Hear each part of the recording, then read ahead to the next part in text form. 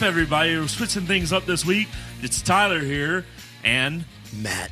And we got Dakota Bear and the podcast over here. And we have a special guest. We met him at Nashville Tour Stop. It's a great writers around here in Nashville that happens every Sunday night.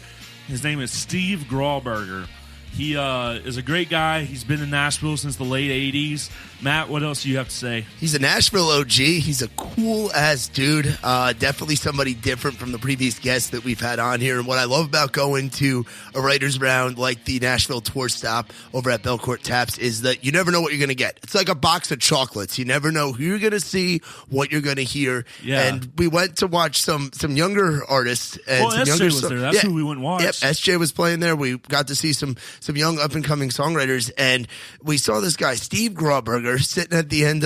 He was in the last stool. He was the last guy in the round, and then he's like, oh, these kids, I got to pull out the Tim McGraw cut. And we're like, oh, shit, this guy's got a Tim McGraw cut, and he pulls out Give It To Me Straight off the Not a Moment Too Soon record that featured the big hit Indian Outlaw from back in the 90s, and, man, he was cool, and he was cool enough to come on with us. Oh, yeah, he's a great dude.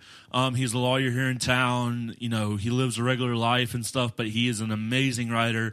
I haven't heard anything of his yet that I'm just like not in love with. So, and speaking of stuff, at the end of the episode, as you know, we always do a song of the week, and this week's song was Steve Grauberger with "Yes It Does," "Yes It Did," "Yes It Does," which is an awesome song. Yeah. And he had played it over at Belcourt as well. And we'll do this part like we normally do. We're about to get ready to go in the round with Steve Grauberger. Tyler, hit that damn music because I don't know where the button is.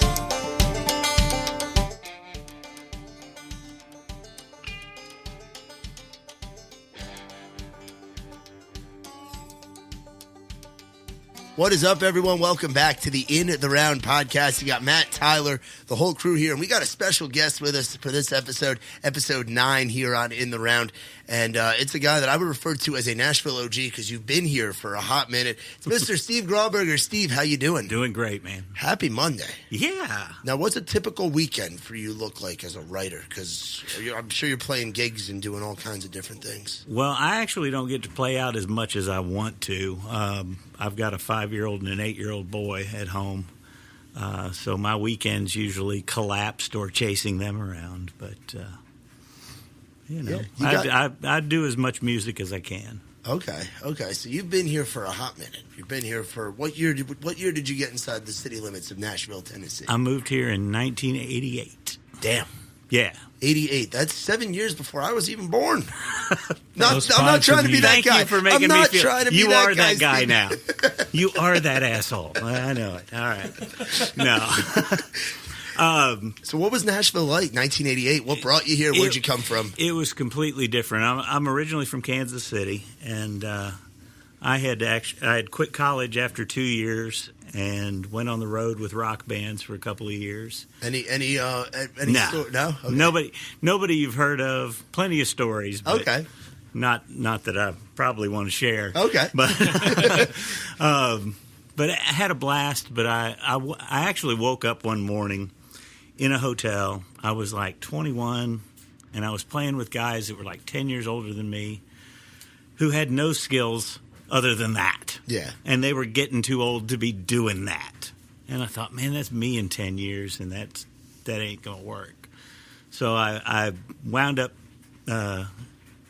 enrolling at MTSU to get a music business degree. Okay. And moved to Nashville and hated country music at the time. Was planning on getting my degree and scooting off to L.A. But while I was there, the 2 years I was finishing up college, I learned about country music and learned to appreciate a lot of it and the songwriting and the craft of it. And I never left. So for you, being a rocker, going into country music at the time in '88, I'm trying to think of that was right before, that was like right as Garth was getting started in that realm, because that's how people date country music. They do like a BG and an AG, before Garth, after Garth. I've actually got a Garth story. But no shit, really? Yeah, but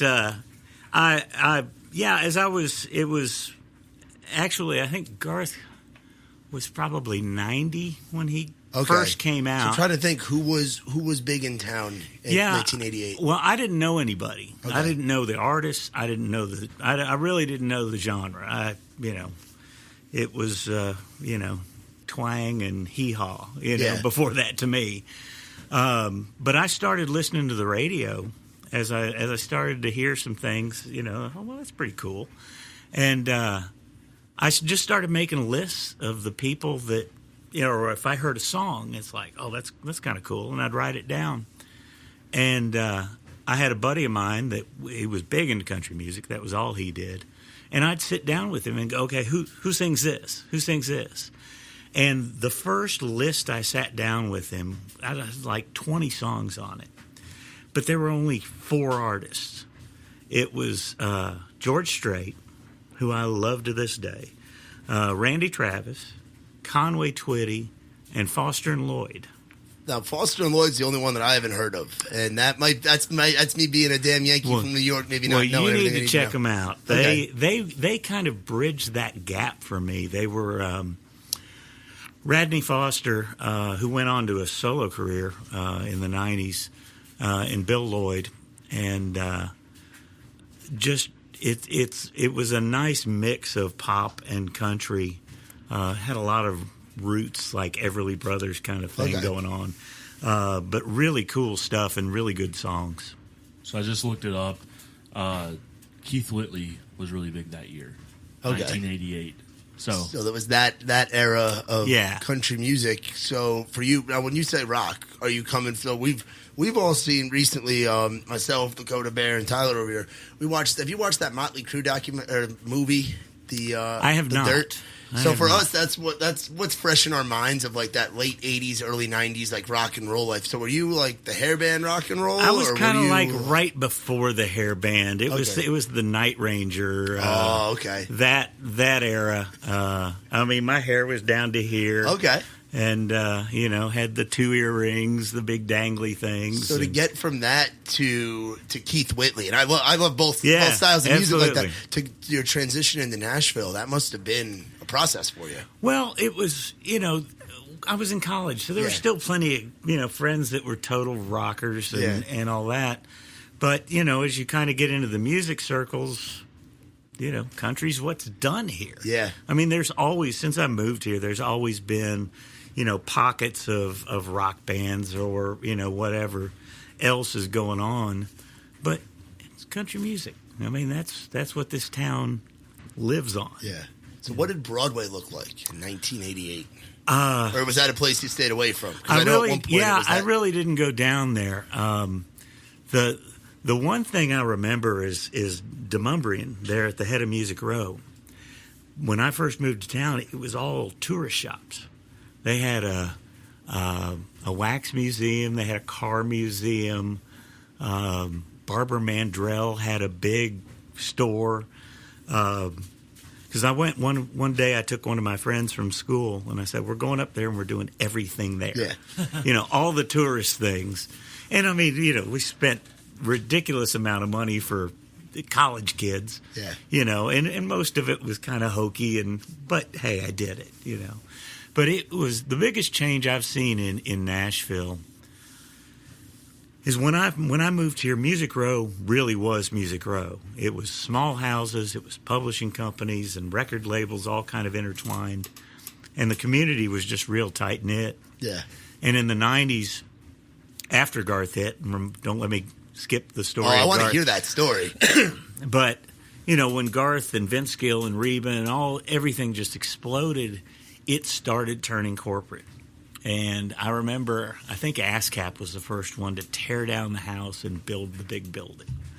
And just one by one, it started, and it just it lost something. I mean, for me, that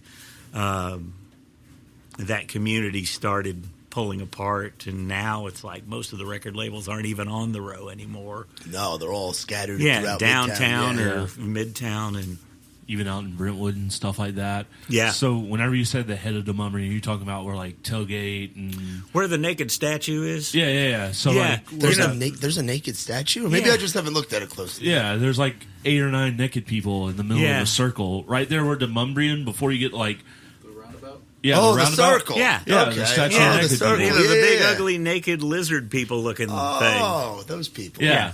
So, but you're talking about like where like that I call it the on down towards the interstate where all the bars are now. yeah, that's what I'm talking about. That used to be just tourist shop after tourist shop. And Now it's bar after bar Yeah. after bar. Wow. yeah, and then condo after condo. Yes, yeah. Which for you, the population growth. I mean, was Nashville Crazy. a small? Was it considered like a small town, a small city at that point? Or? Oh yeah. I mean, I came from Kansas City, and it was much smaller than Kansas City at the time. And I mean, it's just exponential growth. I saw a picture the other day of the Nashville skyline from 2011 to now, and it's like 3 times all these skyscrapers. and they're stuff. building more and more. There's Yeah. constant cranes everywhere. I mean, when I moved here, the Batman building wasn't here. You were here before the Batman building. Yeah, the LNC Tower was like the tallest building down there. Now you can't even freaking see it. Yeah, and like I know I moved here in 2013, and to me, coming from a really small town in Alabama that had 6 streets and didn't have a post office anymore and a little tiny school, like it still had that very small town vibe for me in 2013. I felt like I could transition here a lot easier than saying going to like Atlanta or going to Charlotte or DC or any of those like major bigger New York, cities. LA, Like Nashville yeah. to me still felt like it was a smaller thing, and the musicians still kind of all knew of each other. Like there wasn't no like, oh, do you know this guy?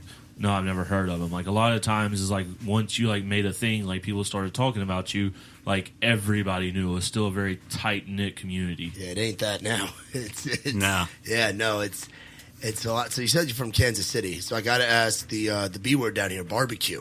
Kansas City is one of the staples. It And is you've the lived in- mother church. All right, yeah, you've lived in Tennessee for a while. Yeah. Will you admit that Tennessee maybe does barbecue better than Kansas City? No. No.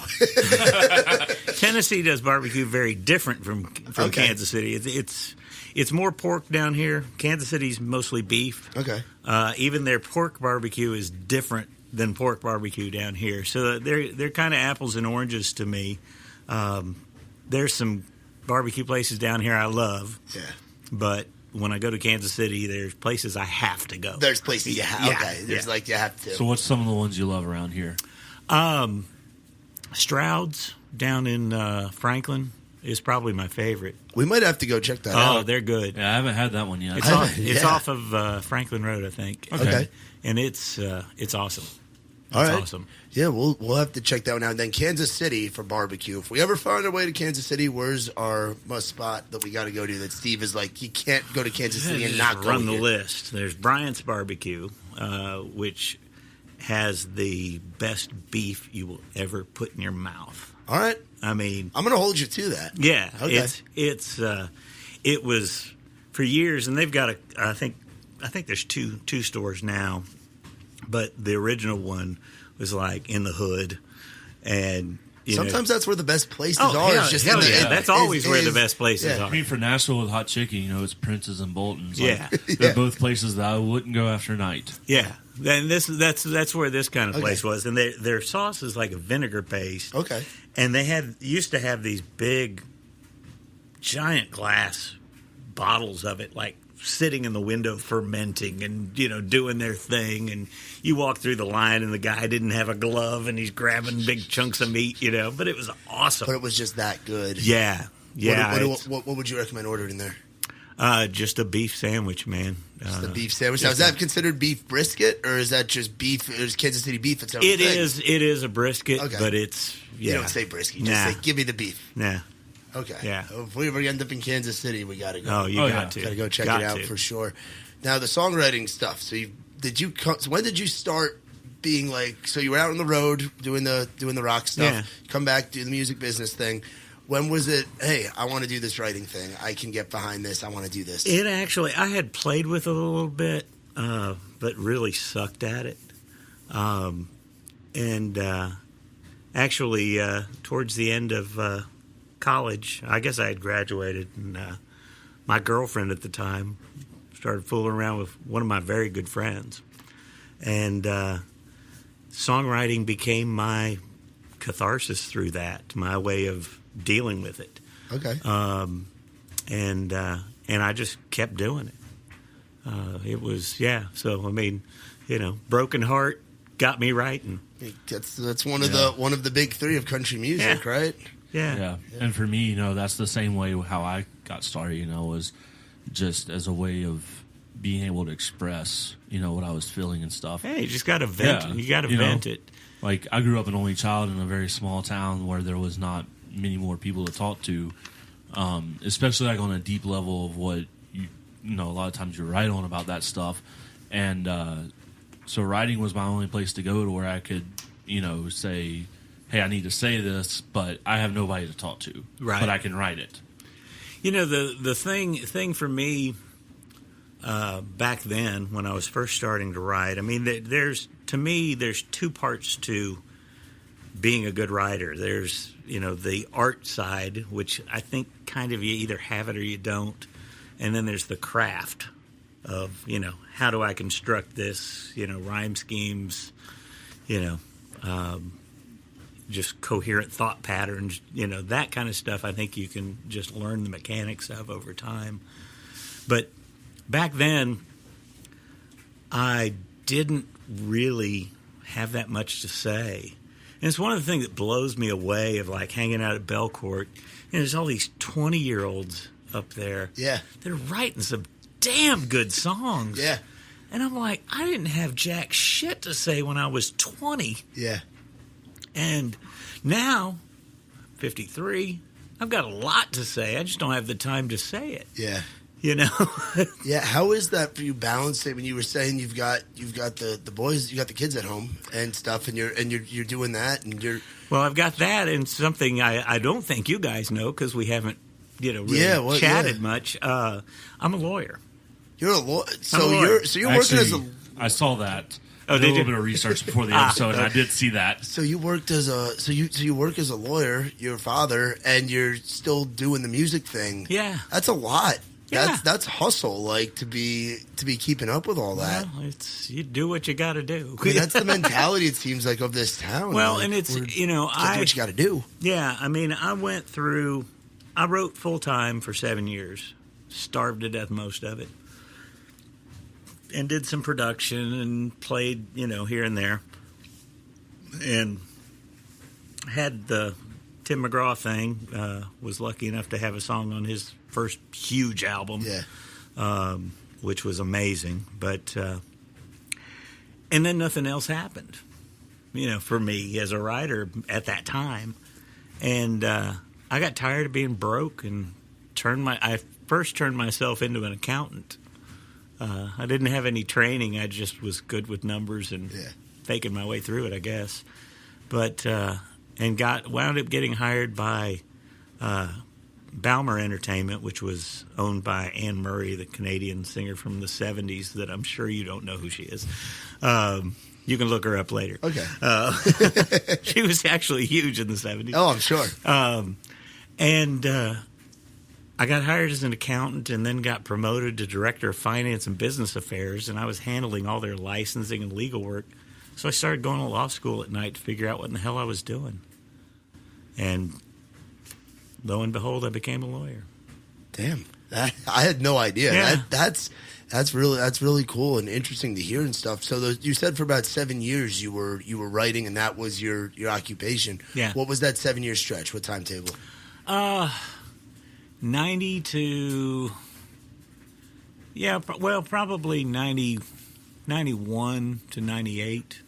So that's a big era for country music. That's the stuff that we had grown up on. And what was so cool about it, when we saw you at Belcourt Taps, we had no idea. We just kind of popped in there, knew some people that were on the round, and then we heard you pull out, and you're like, "Oh, I got to pull out the big guns for all these kids. All these kids are playing this." Because they were kicking my ass. Yeah, you're gonna make me pull out the Tim McGraw cut, and then you started playing, give it to me straight, and it was it was awesome, and it was cool because Tim McGraw is actually the guy that I grew up listening to. Like my grandmother, '99 Ford Windstar. I was listening to the first Greatest Hits album of Tim McGraw, which had Indian Outlaw on it, and had a lot of the big hits from that era. Yeah, and to hear that, I was like, holy shit! Of course, this is Nashville. You walk in, you have and you just pull it out, and it's awesome. What was that process like of just being in that '90s country scene? I mean, that's the era of the big hair, the big personalities, you had Dwight Yoakam doing his thing. You have Travis Tritt, you have Reba, Shania Faith. It was amazing. The whole environment in Nashville at that time. That song was just a gift from the heavens. Wrote it with a buddy of mine, Reese Wilson, who's not in town anymore, but he went on and had a bunch of number ones and hell of a writer. But we actually wrote that song in 45 minutes. Wow. That's it? It's it. And I had the idea of, give it to me straight, talking about George Strait. Yeah, I saw that straight. So that... Yeah. Okay. And so it was an idea of, a guy's sitting in a bar, brokenhearted, and all he wants to hear is George Strait songs. And so we sat down and, we actually made a list of every George Strait song we could think about, or think of, and constructed the chorus basically out of that. And, and then built the verses. And it was one of those, it just came too easy. And we knew we had something. Where were you guys when you wrote it? At Reese's apartment. You were just in the apartment, just hanging out? Yeah. And, we finished it, and we're both like, oh, shit, this is good. And my wife at the time, 2 wives ago,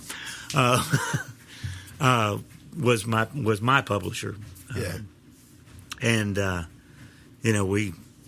I went said, you got to hear this. And she flipped out, and Reese was writing for James Stroud's company, Hamstein. He went and played it for them, and we had it demoed within a week, and they were pitching it everywhere. And Reese actually happened to know Byron Gallimore, who was co-producing Tim's album at the time, and he liked it. He thought it was a cool song and played it for Tim, and Tim called Hamstein, Reese's publisher, and said, hey, I want to put this on hold. And they said, no. Tim had one album out before. I think he had one single off of it that, didn't do anything. Yeah. And they were like, no, we're not putting it on hold for you because we know this is a great song. And they were chasing everybody with it, from Garth to Tracy Byrd was real hot at the time. Clint Black, although he only cut his own stuff. They were hitting everybody, and nothing ever materialized. And Tim was calling every week asking them to hold that song for him, and they kept saying no.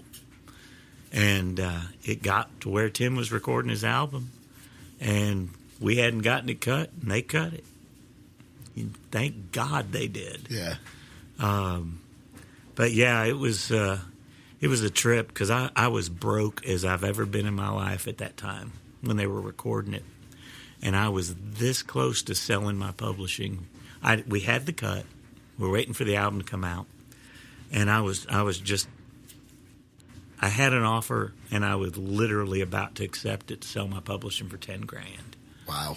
And my co-writer, Reese, God love him to this day, he told me, he said, Steve, I know you're hurting, but if you can hang on, because if he pops, you're going to hate yourself.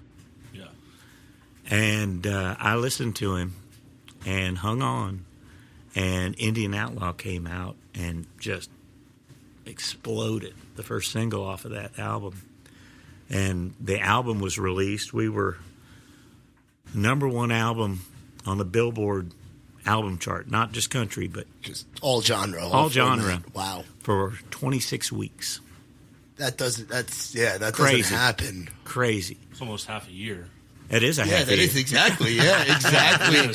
A half a year. Yeah, #1 album in the country. And, we sold over 6 million copies of that album. And we weren't a single. They told us at one point we were going to be the third single. And then we got bumped. And we were going to be the fourth single. And then we were going to be the fifth single. And then we were going to be the sixth, but they didn't go sixth. And, it would have been great because they made a lot more money. But how does that work? Because I don't understand all this. I don't have a music business degree. I'm a radio guy that moved down here and just doesn't know what happens. So your song's on the record. The singles that are off the record are what people are hearing on the radio. They're like, oh, I like that. They're going to go out. They're going to buy the record. How does that come back to you and whatnot in a music business sense? Back in that day, it's all changed because nobody buys records anymore. That's very true. Yeah.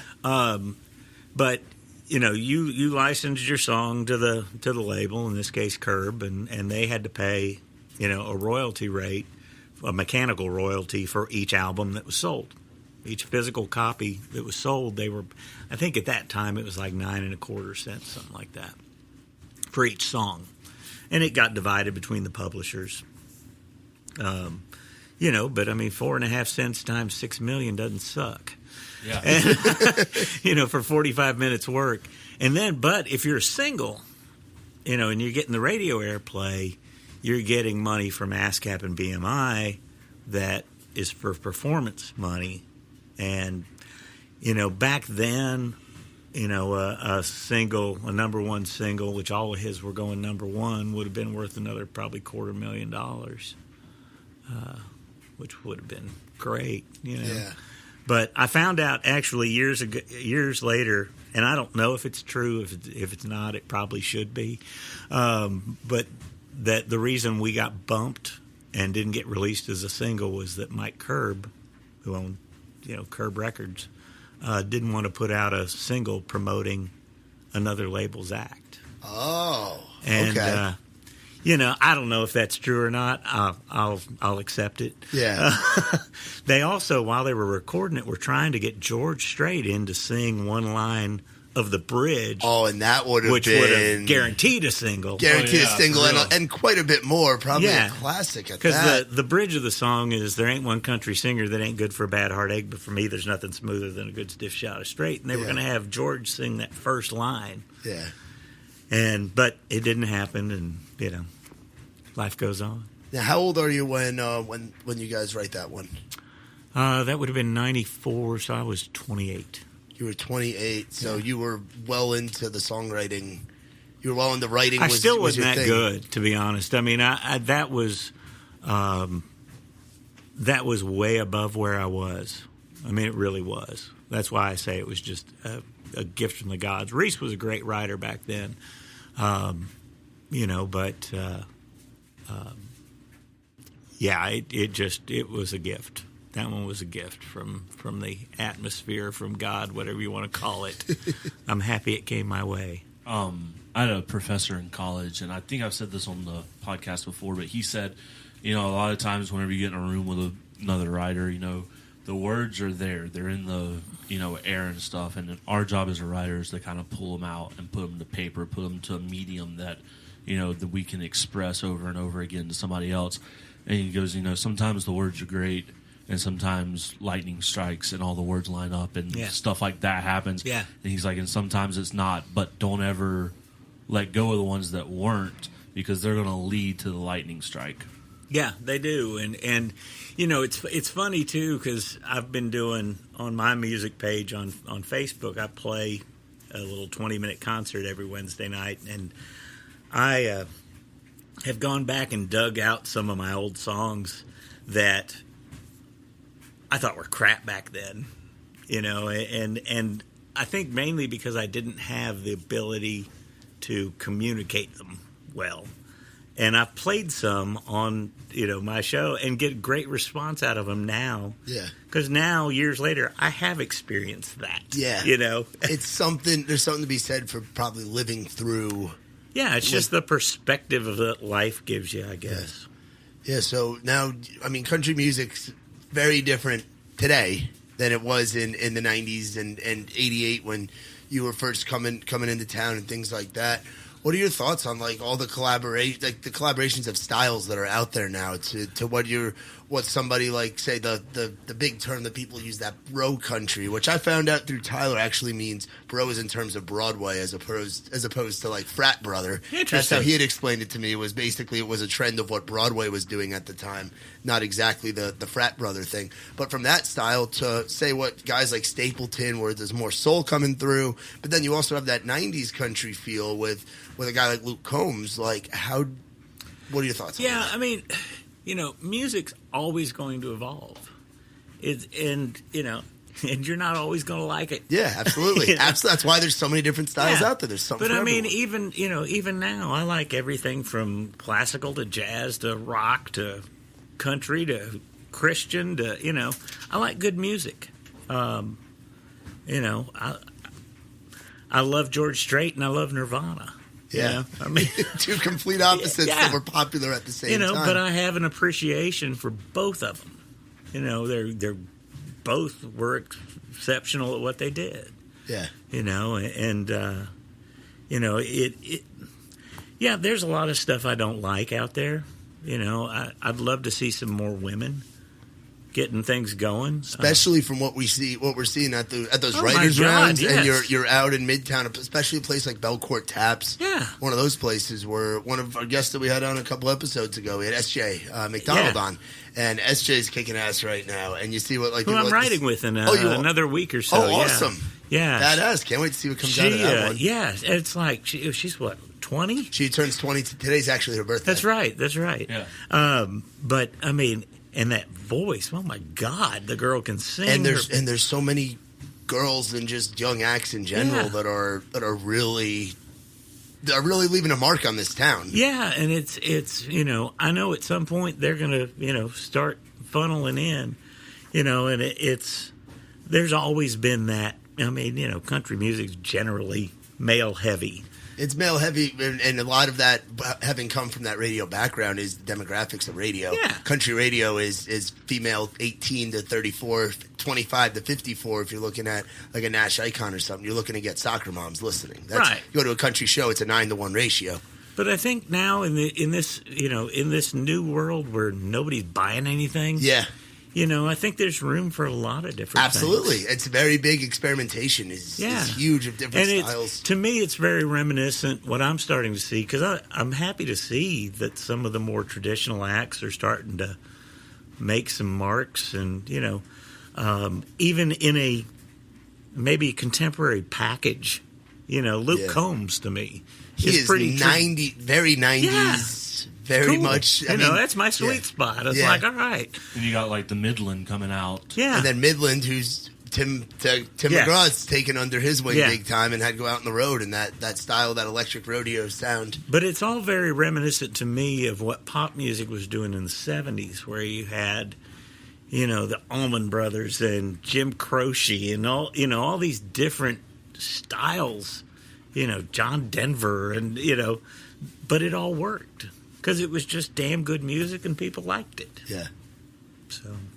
Yeah, no, for sure. And so now for you as a writer today, is there a different mindset for you being where you are now and seeing what's going on in the world around you, and not only in Nashville but your personal life, to what you were doing and when your main occupation was, I'm Steve, the songwriter. Right. I'm here in town in the 90s to. Yeah, it's my attitude. I quit writing for about probably 10 years. When I got into law school and practicing law, and it just was very consuming and just a lot for sure. Yeah, just kind of put the music aside for a few years, and I don't know, probably 4 or 5 years ago, I actually met a small publisher here in Nashville, Melissa Belia, who's also a good writer. And we met on LinkedIn. And she sent me a message, and we just started kind of chatting back and forth, and she just kind of encouraged me to get back into it. And I realized that, I enjoy music. It makes me happy to sit down and play and write a song and even to go out and perform. It's always fun. And but it's very freeing now. Back when I was trying to do it for a living, it was like, I got to get this done. I got to do something that people are going to like, and you're chasing the tail of, what you think people, want you to write. And at this point in my life, it's just extremely freeing to not give a damn what happens with it. I'm not writing to please anybody but me. I hope something happens with some of it. Yeah. That'd be awesome. But if it doesn't, it's not going to change what I eat for dinner. Yeah, and the love and your passion is you're able to do what you love. Yeah. No matter what, you're able to do what you love because you're putting the pen to paper or typing into it. Now, are you still a pen to paper guy when you're writing? Yeah? Yeah. You're old school? Okay. Yeah.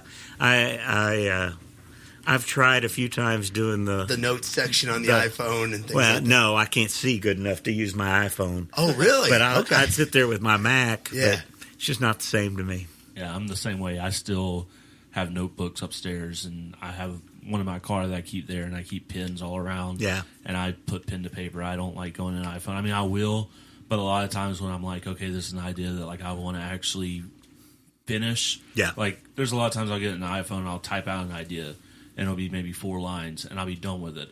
But then once I'm like, all right, I actually want to put this to paper, that's whenever I'm actually like going through and working with rhyme schemes and, doing everything like that. Well, the only thing I use my iPhone for. I've got a little voice recorder on it, and if I'm driving down the road and I, think of a little phrase or something, I'll hit that and sing it into it, and then come back to it later. Yeah, I mean, I'm still pretty low tech. No, but even today, like I've seen people that in the writers' books, they're not even writing lines; they're drawing doodles. Like there's some kind of like artistry thing where it just clicks, where there's something about, or somebody will have a stylist, and because they don't have the pen and paper, and they're still physically writing it out in their phone instead of typing it. Like there's got to be some kind of creative thing with that, where people just enjoy the pen to paper aspect. And at least we have pen and paper. At least we're not writing down songs on rock and chisel. Oh yeah, no. That was back when I started. So for you, what does good music sound like? Who are you listening to nowadays? Whether it be classic from back in the day or it's pretty varied. I'm mostly lately I'm listening to songwriters. I'm not huge on a lot of the label acts. Ed Sheeran I love. I've really been digging him lately. Went and saw him last year in concert. Killed me. Yeah. Got one guy on stage just kicking ass. Yeah. I mean, it's just very varied. I go through phases. Sometimes I just won't listen to anything. Really? Yeah. So what are you listening to? Or are you just not? Or are you just? Sometimes it's talk radio. Sometimes it's just quiet. See, I could never do that. And Tyler knows that. He gives me grief. I feel like I have to talk to fill a void. It might just be the Northeastern in me, where just the quietness. My son's like that. He, my 8-year-old. There's not. Silence is not golden in his Some world. days you'll just hear me, Matt. I'll get that. And Coda will do that to me too. He'll let me know when I've exceeded my like my last character night. amount for talking. Yeah. Last night we were watching a movie or TV or something, and you were standing in front of the TV talking. I was like, Matt, move, sit down, shh. Dakota's not really quiet. He just can't get a word in. Yeah. Yeah, absolutely. So for you today, what kind of song? Now, how often are you writing today? Because you're a busy guy, you got a lot going on. Yeah, it varies. I'll go for a few months where I'm writing every week. Then I'll take a month off and come back, and it's really right now is more a product of one time, but two, the people that I'm running into. Because I saw a guy last night at Belcourt and said, "Hey man, I want to get together and write." I love to co-write. I think I've written maybe 3 songs by myself. I'm quite capable of it. Yeah. I just like that, that back and forth. I've written songs with somebody where I really did write a song by myself. It was just there was somebody else in the room. Yeah. But how often does that happen? Not much anymore. Because I'm relatively selective, about who I want to write with. I have to appreciate what they're doing. Yeah. To want to sit down, and most of the time, it's a good mix. Okay, cool. Well, that's something with the co-writing thing that I didn't know there was so much co-writing going on until I got down here. I didn't realize how much this town like thrives on it, and when different minds get in the same room kind of thing. Yeah, but it's when you find that person that you can click with, it's awesome, because I can throw out just the world's worst idea that can trigger something brilliant in you, and it's cool. Yeah, now, are you more a word guy, or are you more like a melody guy, or is it a little bit everything? Both. Okay. I always, my process is usually chorus out. I'll write the chorus first. And most of the time, just in my creative process, the words kind of dictate the music to me. It just kind of okay, that's what this should sound like.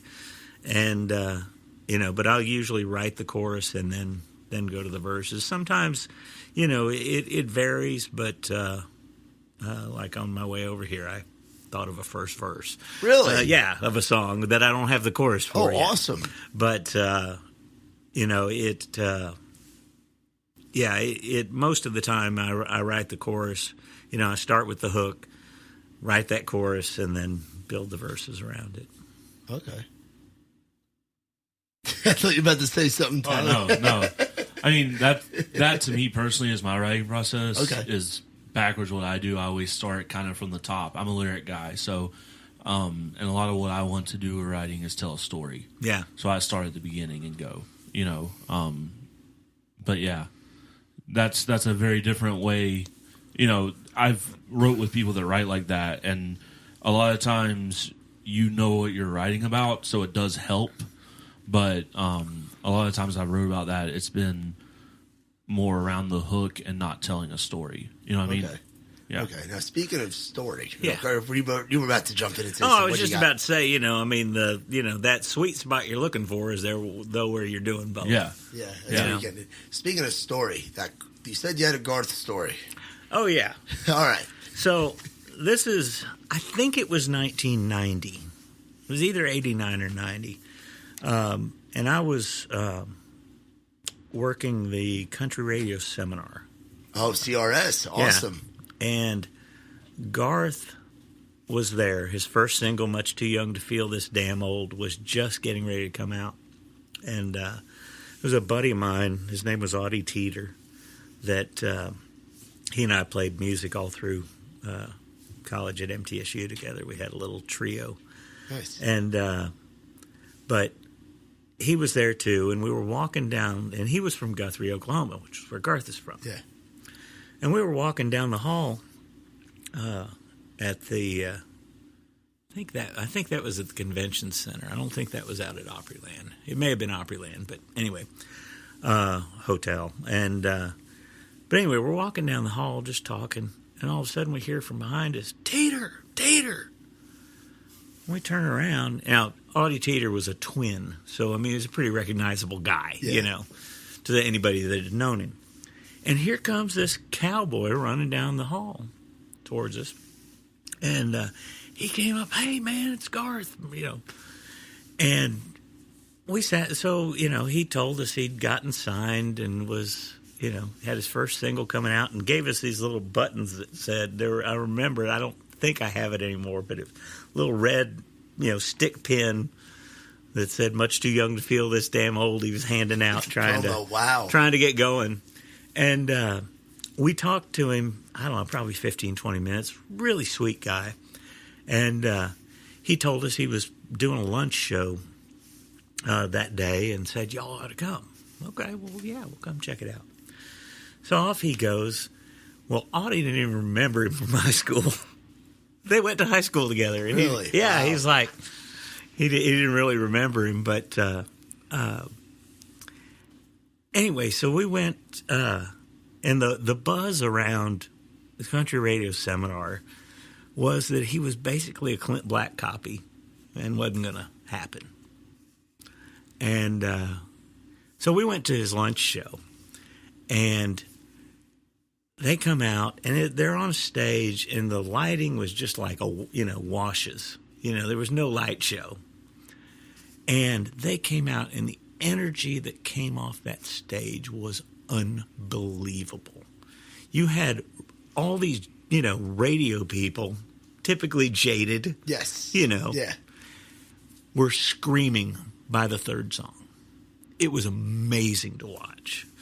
And, it was just really cool to witness that. Yeah. And the neat thing, too, to me, and it just in passing, around Music Row or whatever, for the next probably 3-4 years, you'd see, I'd see Garth every now and then somewhere. And that was the only conversation I've ever had with the man, was that 15 minutes in the hallway. But for like 3 or 4 years, whenever I'd see him, hey, Steve, how you doing? Yeah. And it's like, he remembers. He had a gift. Yeah. Oh, I can tell you he still does to this day. He had an absolute gift to remember names and faces. Yeah. I'm great with faces. I'm horrible with names. Yeah. Same here. Same here. Absolutely. Yeah. I got to have two experiences with Garth Brooks. One where I got to interview him at Yankee Stadium, which was cool, especially growing up a Yankees fan. And then the next one was 2 years later at the Prudential Center where the New Jersey Devils play, and he remembered who I was. And I'm like, I'm this little, at the time I was an intern when I first met him. How the hell do you remember me, of all people? You're in New York City talking all these huge big names, and then there's this little intern guy, but he's just the nicest dude. I feel like. And he always knew, Garth always knew who put him there.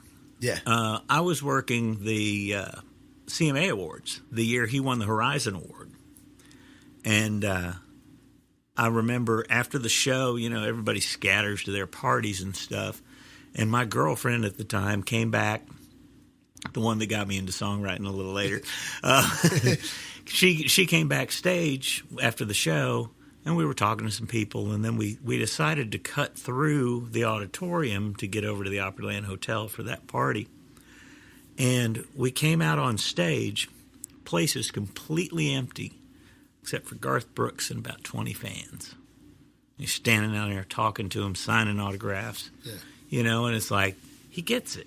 Yeah. He gets it. He always did. At some point, I think he went a little crazy, but yeah, no, but to how could you not? Yeah, but to see what he's even doing now, like over the weekend, he had 2 sold-out shows in Gainesville, Florida.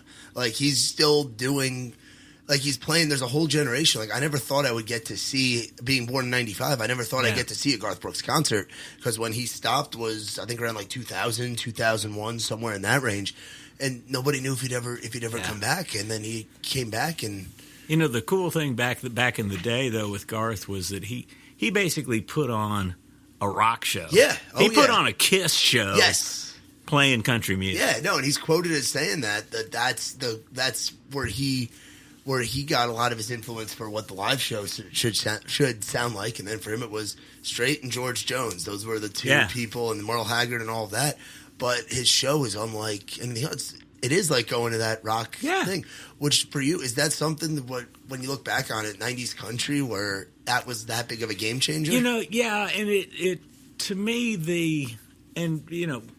growing up with listening to the Beatles and all that stuff, I want larger than life stars. Yeah. And it's those that wind up being that are the ones that just, make a huge impact. And, I guess that's, get back to your earlier comment about what's good, the bro country and all that. Yeah. So much of it is life-size to me. And, I don't know, I want larger than life. You want personalities. I do. Yeah. I do. You want that showmanship and things like that. Sometimes it's just, that you're just a remarkably down-to-earth person, but I still want, when you walk on stage, I don't want to see you just stand there looking like, the next guy standing in the bar down on Broadway. Yeah.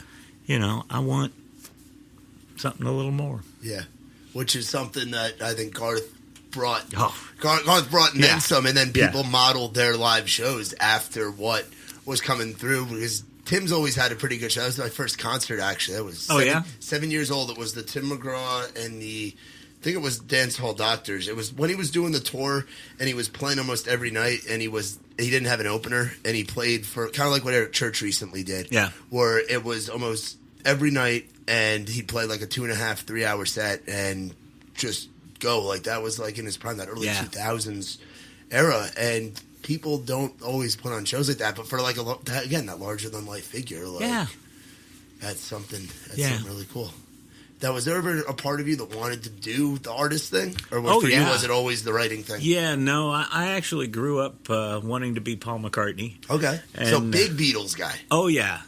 And I was devastated to grow up and realize they didn't need another one. Yeah. But, I mean, I wanted that.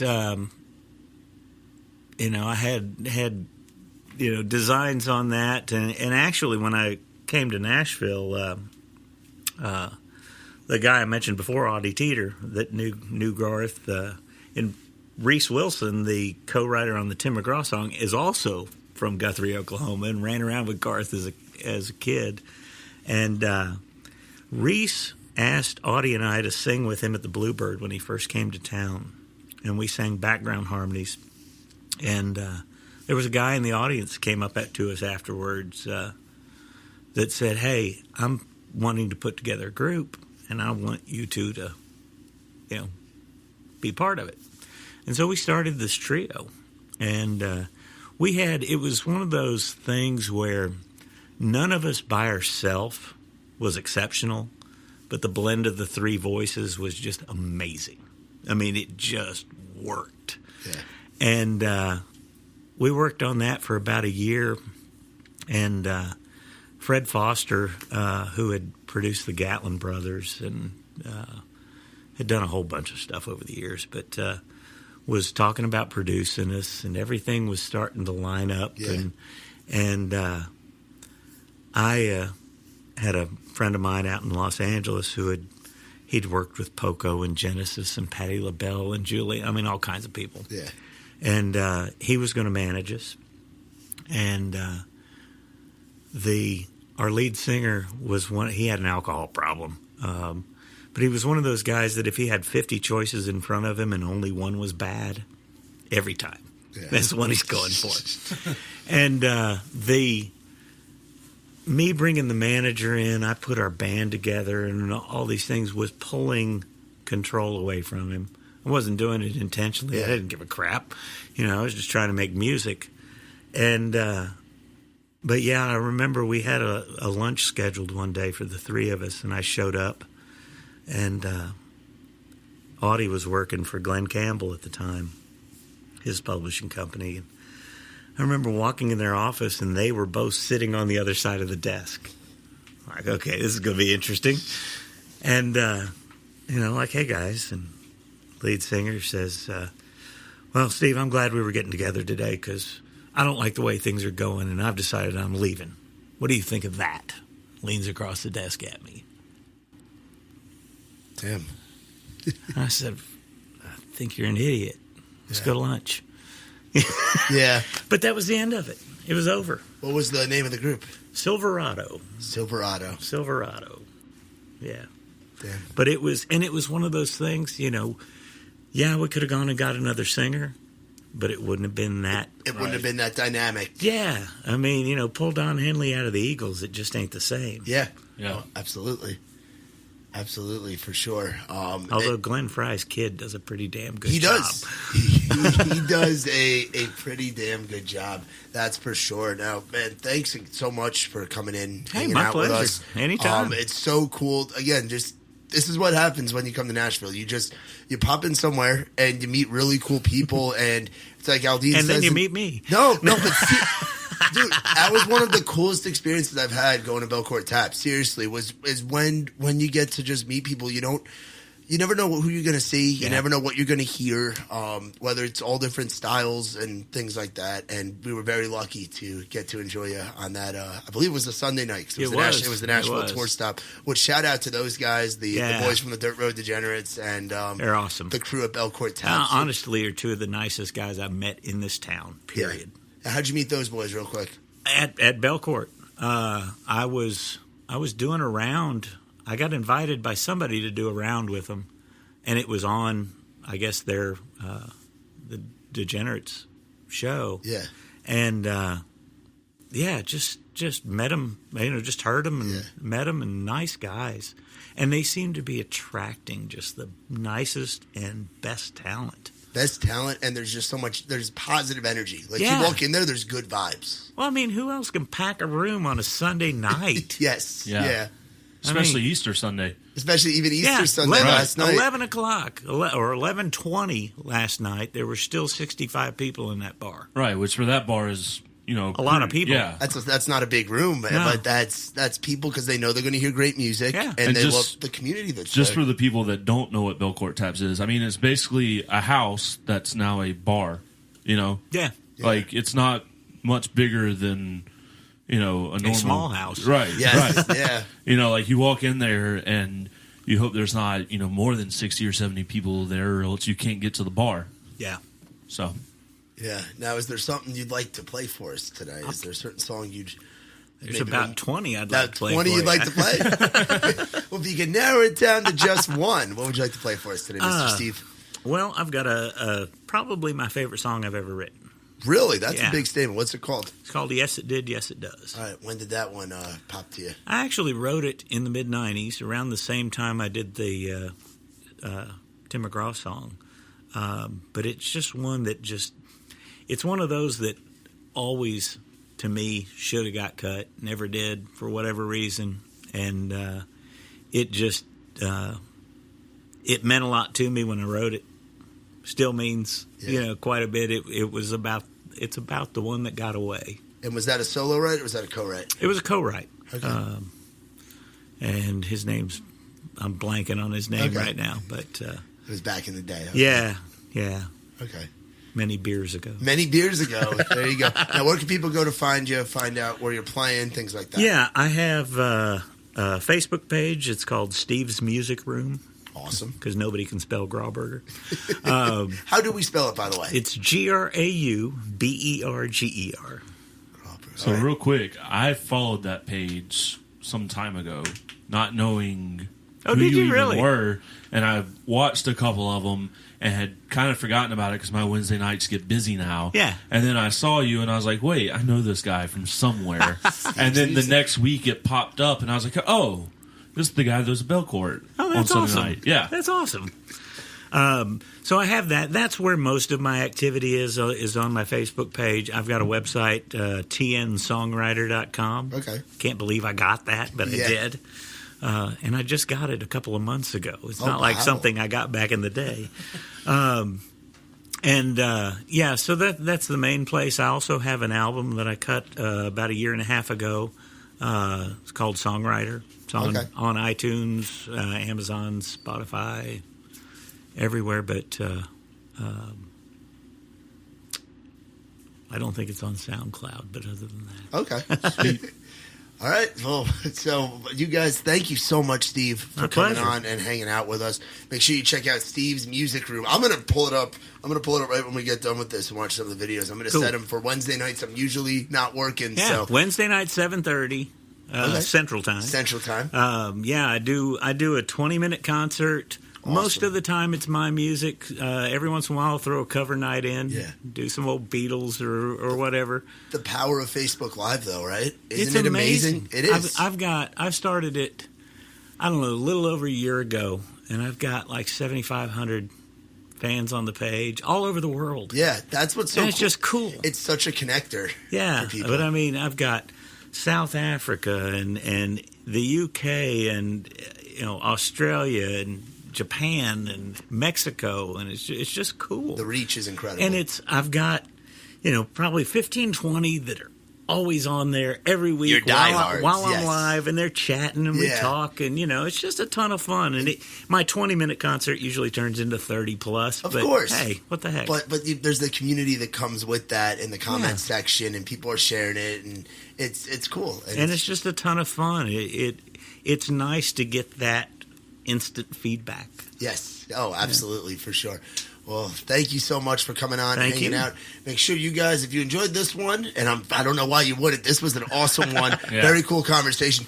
You are, without a doubt, the guy that's been in Nashville the longest that we've had on, and a guy that lived So I'm through... the oldest guy. Oh, I didn't want to say it. I was already that guy at the start of the episode. I didn't want to be that guy at the end. But seriously, thank you for taking the time out of your busy schedule and Thank you. coming on and hanging out with us and to talk about the 90s country scene. That's what shaped what we have today. By the Seriously. way, first podcast I've ever done. Hey, high five. Awesome. Very much. So thank you. Very grateful we got to do that. Well, Steve's about to pick up that guitar and start playing. Make sure you guys follow along. Always In the Round Podcast on Instagram, In the Round on Facebook, In the Round Podcast on YouTube, and you can always catch us Spotify, Apple Podcasts, and Google Play. I'm looking to having a stare down with Tyler right now. I don't know why Also, I'm doing that. just saying, if you really want to follow some great social media, just a wandering Tyler, WANDERING, and what's your Just Matt Burrill. I think I have 3 L's. Yeah, on Instagram. If you want to keep up with our personal lives and stuff, that way you can. We always post what we're doing and stuff. Not Yeah. always on the In the Round page, but we always do on our personal page. Lots of shenanigans. We had a guy's trip to Florida that I'll tell you about off the Yeah. air. We had some good times. But anyway, without further ado, Steve is going to take over and play us. What was the name of the song again? Yes, it did. Yes, it does. Yes, it did. Yes, it does. Dave Powelson. That was my Dave co-writer on Powelson. this song. There it is. A Steve Grauberger, Dave Powelson original. Yes, it did. Yes, I'm so bad with words. Yes, it did. Yes, it did. Yes, it did. Yes, it does. Here it is on In the Round Podcast.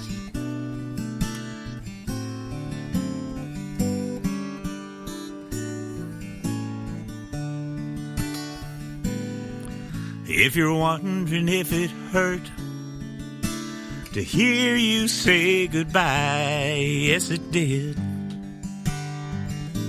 Yes, it does. And if the picture of you leaving made me break right down and cry, yes, it did. Yes, it does. I don't know if it matters after all that we've been through, but if by chance you want to know if my heart beat for you, yes it did, yes it does. What it is what it was then and now. You're the only one. I can't give you up, 'cause what we had meant too much. Yes, it did. Yes, it does.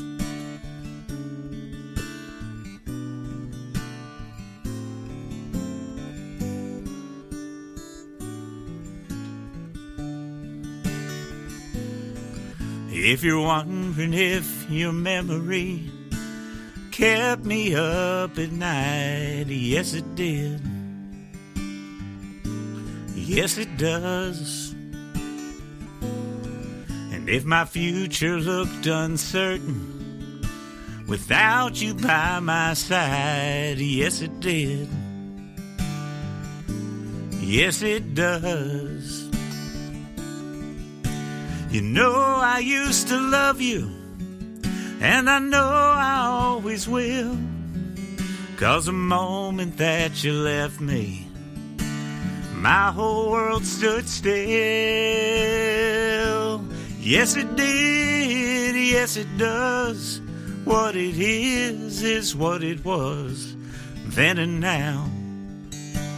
You're the only one. I can't give you up, 'cause what we had meant too much. Yes, it did. Yes, it does. Yes, it did. Yes, it does.